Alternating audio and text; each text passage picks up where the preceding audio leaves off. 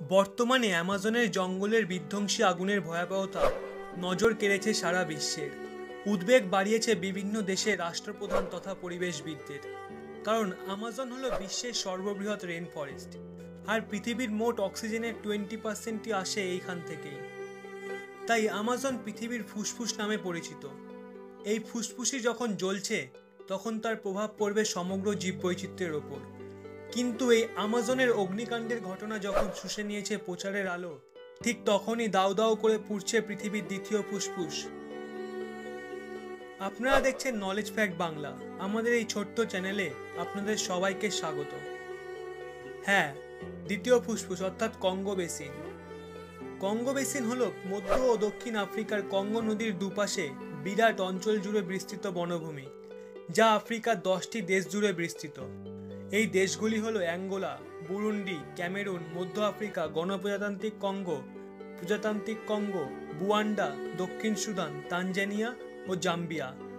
আমাজনের পর এই কঙ্গো বেসিনই হলো পৃথিবীর দ্বিতীয় বৃহত্তম চিরহরিত অরণ্য, আর এই অরণ্য বিশ্বের 12.5% অক্সিজেনের যোগান দিয়ে থাকে। গত 72 ঘন্টায় আগুন আমাজনের থেকেও ভয়াবহ রূপ নিয়েছে কঙ্গো ও অ্যাঙ্গোলা অঞ্চলে।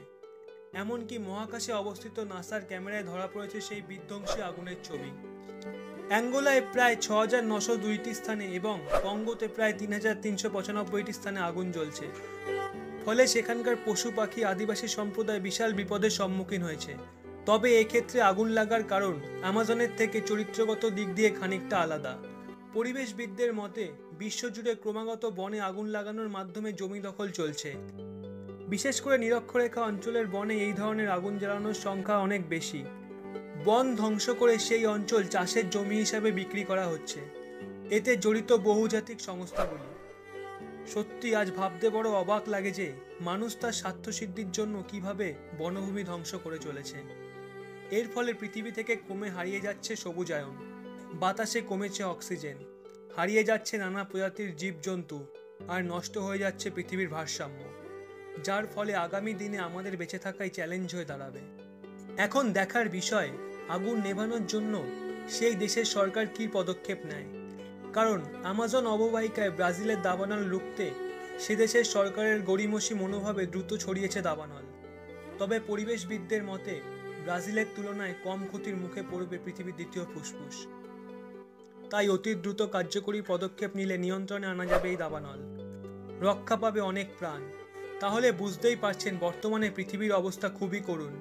তাই এখন থেকেই যদি আমরা সচেতন না হই, তাহলে সুদূর ভবিষ্যতে এক বিশাল ভয়ানক বিপদের সম্মুখীন হতে হবে আমাদের।